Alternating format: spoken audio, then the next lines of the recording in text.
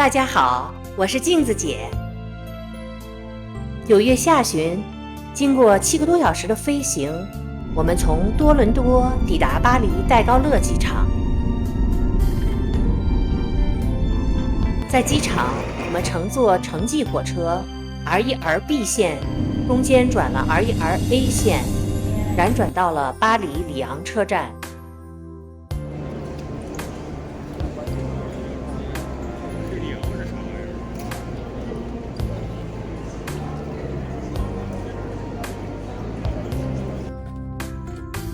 巴黎还在下着雨，我们在里昂车站搭上南下的高铁，火车一路穿过阴云，带着我们驶向阳光的方向。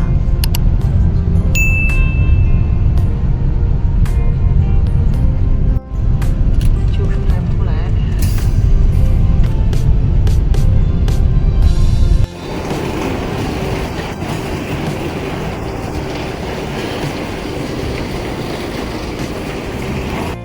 你吃吧，咬着，好吃吗？好吃。It's good，酸甜甜咸。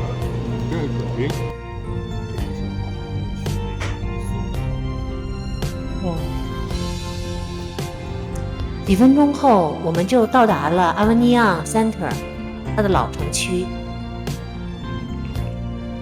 我们特意预订了离车站不到100米的酒店，老城的城墙近在咫尺。当傍晚金色的阳光洒在古老的城墙上，所有疲惫瞬间被洗刷，南法就这样带着滤镜映入了我们的心里。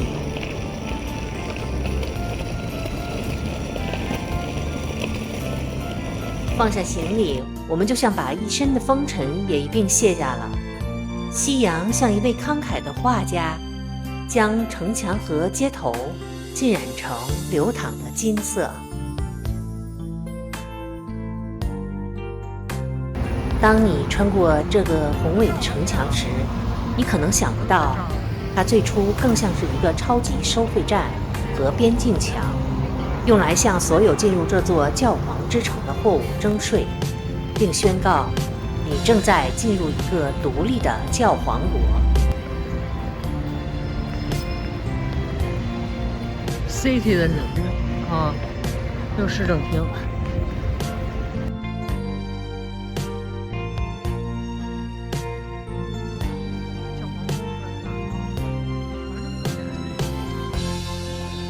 穿过城墙，踏入阿维尼昂老城的第一刻，一种奇妙的熟悉感扑面而来。不知道为什么，这条街道的氛围总让我恍惚间觉得回到了中国某个充满烟火气的老街区。不是建筑风格，而是那种紧凑、热闹、活色生香的生活质感。店家紧挨着住家，饭菜的香气混着咖啡香，人们不慌不忙地走在石板路上。第二次来的时候，这种感觉依然非常强烈。也许这就是所有历史悠久、以人为本的古城所共通的灵魂吧。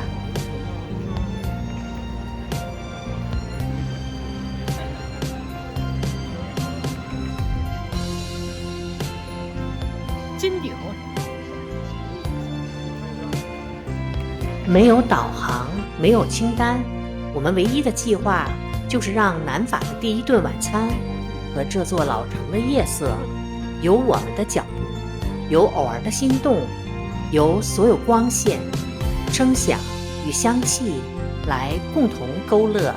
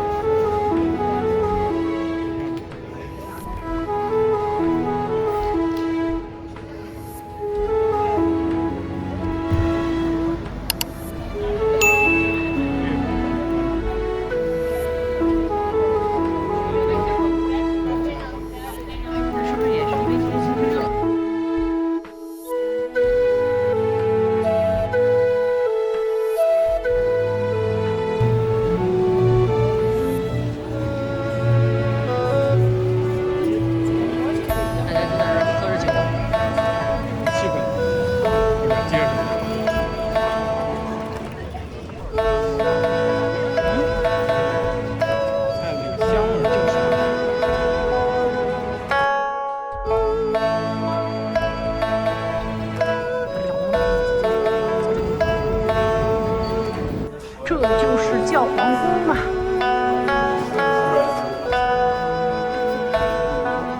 不经意间，我们闯入了教皇宫的广场。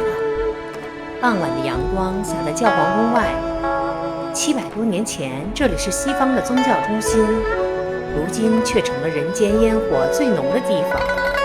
广场上满是吃饭的人们，笑声、酒香和音乐交织在一起，古老的城墙也仿佛在微笑。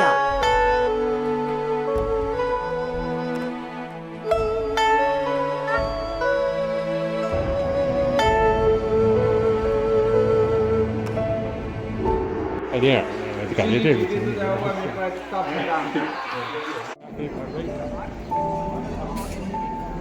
终于，我们找到了一家合眼缘的餐馆，坐下来，点上菜。当酒杯端起的那个瞬间，一路悬浮的灵魂仿佛才悄然落地。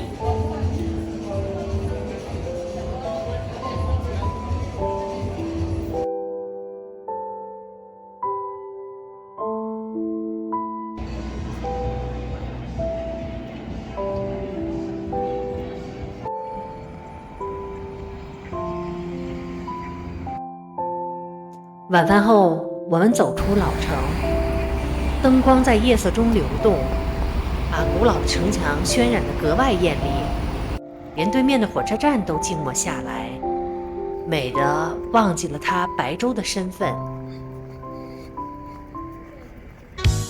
8天后，我们环游归来，这次我们住在交通便利的 TGV 站旁边的酒店。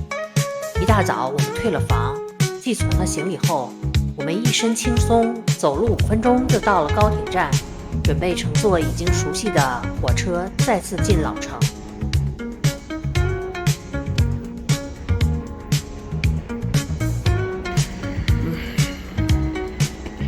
然后，右边这个就是 rental car 的，这是 Eurocar 我们租车的地方，还有 60在前方，这个真的像个小花园儿，倒挺漂亮的。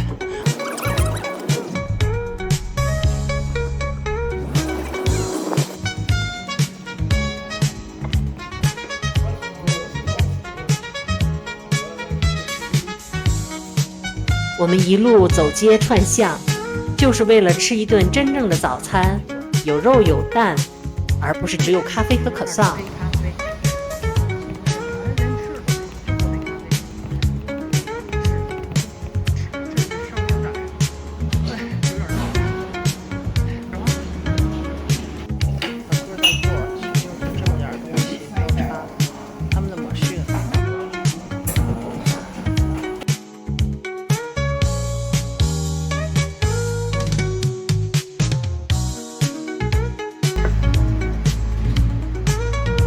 GPT 推荐的就是说这儿热闹有气氛的，是这个地方啊。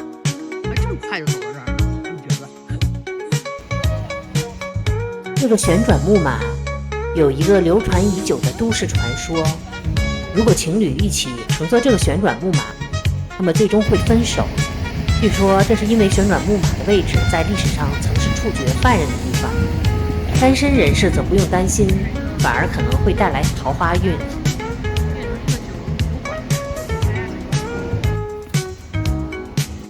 就是他们这儿著名的教皇宫。我们终于走进了这座城市的灵魂深处——教皇宫。8天前那个夜晚的朦胧印象，此刻在阳光下变得无比清晰。14世纪，这里曾住过7位教皇，是基督教世界的中心。你可能会好奇，为什么天主教的中心会出现在法国南部？这一切源于一场权力斗争。当时的法国国王强大到足以绑架教皇，将整个教廷搬到了他的势力范围内——阿维尼昂。在将近70年里，连续有7位教皇居住于此，而其中6位都是法国人。所以当时的意大利人愤怒地称这里是狼群的时代，认为神圣的教廷充满了法国的贪婪和世俗欲望。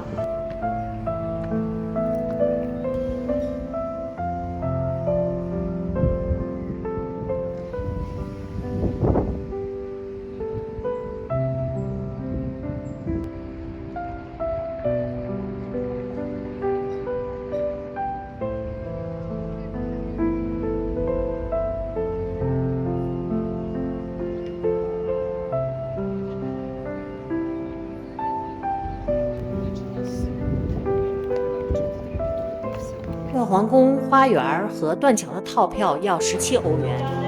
老实说，整个宫殿里空空如也，所剩无几的几幅壁画都不能拍照，花园就更是令人无语，比较寒碜。请走进第一道时光之门，还让我走第一个时光之门。哦，要再扫描是吗？但不得不说，法国人太会做生意了，就那个讲解器堪称灵魂担当，不但多种语言，随时定位地图，还模拟当时的情景互动，还带小游戏，整个体验就全靠它撑场。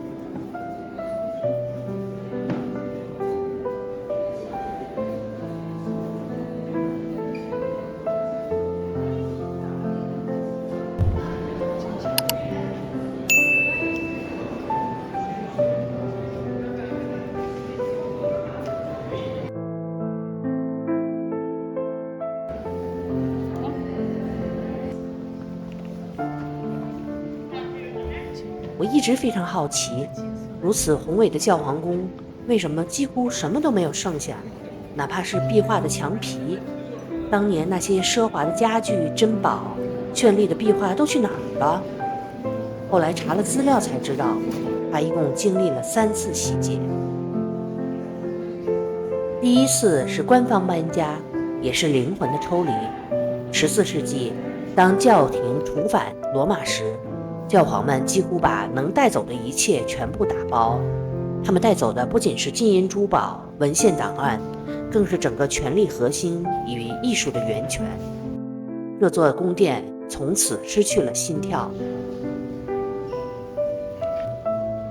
第二次是革命洗劫，是仇恨的清算，大约发生在1789年至1799年。这10年间，法国大革命的浪潮席卷而来，这座教皇宫被视为旧权力的象征，宫殿被政府接管，内部珍宝与宗教物品遭到没收、拍卖或者损坏。革命群众冲进宫殿，破坏了壁画、家具和宗教装饰。随后，教皇宫被临时用作仓库、军械库，进入彻底功能性使用阶段。这不仅让我想起了中国的文化大革命。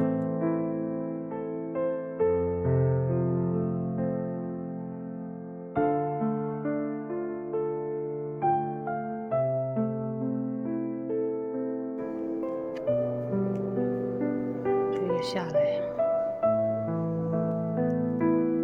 就是石头哦，这都是那些瓷砖，当时墙上的瓷砖。我们有一个房间是都还带着壁画的，那个不让拍照，你看的能看的能照的都不好看。这跟这个屏幕上一模一样。第3次最讽刺也最是无声的磨石。拿破仑时代，宫殿被改为兵营与监狱，囚徒们为了在严寒中取暖，拆下了雕花的木质穹顶当作柴火。为了留下存在的印记，在残存的壁画上刻下姓名。生存的欲望最终磨灭了艺术的痕迹。所以如今的空宫殿，它不只是空，它其实是被时间一层层剥离的见证。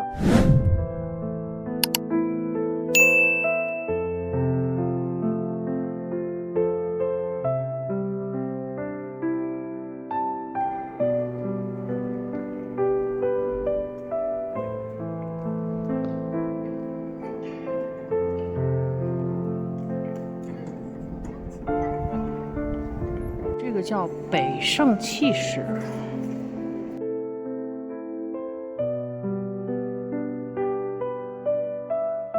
教皇宫的花园。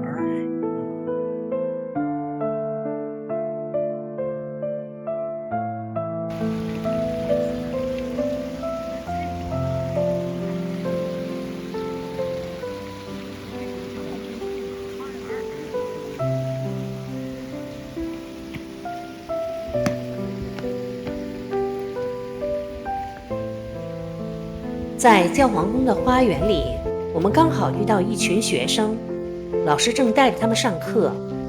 在这样一座承载了数百年历史的地方，看见这些年轻的生命听到他们的笑声，突然觉得时间好像被悄悄地接上了。教堂最高处了，那远处还有河呢。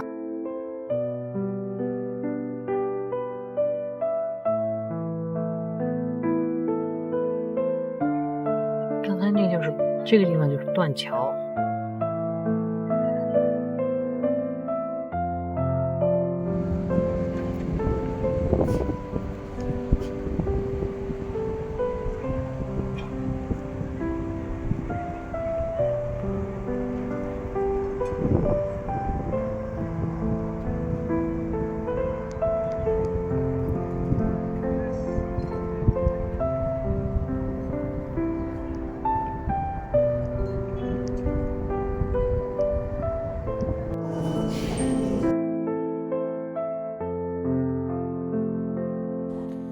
从教皇宫的宏大叙事里走出来，我们又钻进了阿巴尼亚的老城小巷，让脚步慢下来，感受风、阳光和生活本身的气息。这或许是理解一座城市最好的方式。而路的尽头等待着我们的是另一段传奇——圣贝纳泽桥，大家更爱叫它断桥。这座桥之所以有名，是因为一个家喻户晓的法国童谣，在阿巴尼亚桥上，几乎每个法国小孩都会唱。歌词讲的就是人们在桥上跳舞，欢乐的画面。歌词是大家在桥上跳舞，大家在桥上跳舞。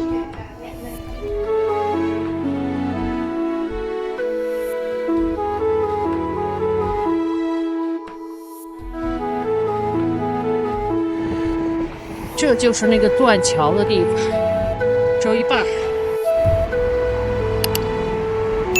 关于这座桥的建成，最官方的传说是一个名叫贝纳泽的年轻牧羊人受到神谕，要他在罗纳河上建造一座桥。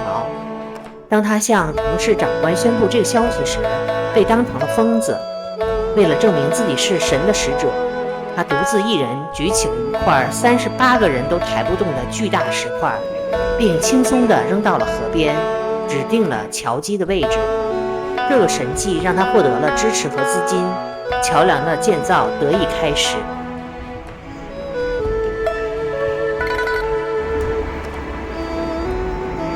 就这个桥只剩一半了。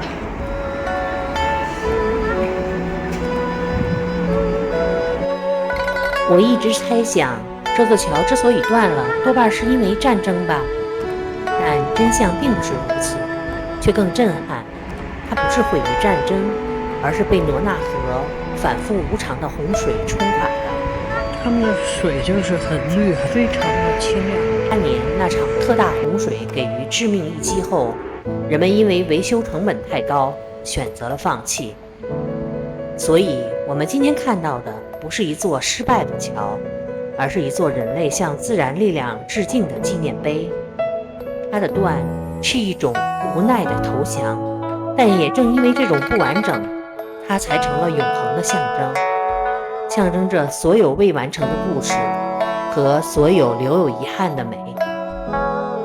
还有一个更黑暗的传说，就是罗纳河里住着一个河妖或者水神，剑桥打扰他的安宁，于是他诅咒这座桥永远无法完整。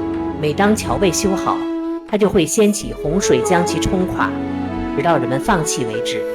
所以我们今天看的断桥其实是河妖力量的证明。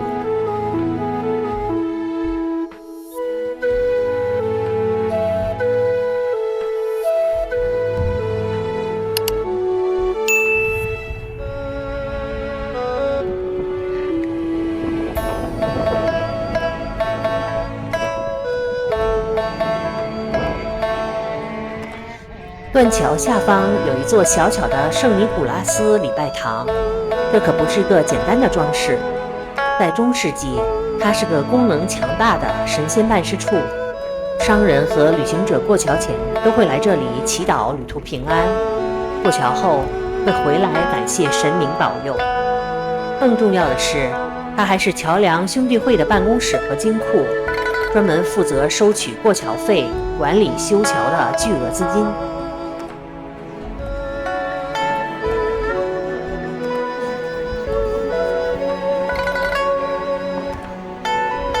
这顿在街边的午餐，是我们南法之旅的最后一顿午餐。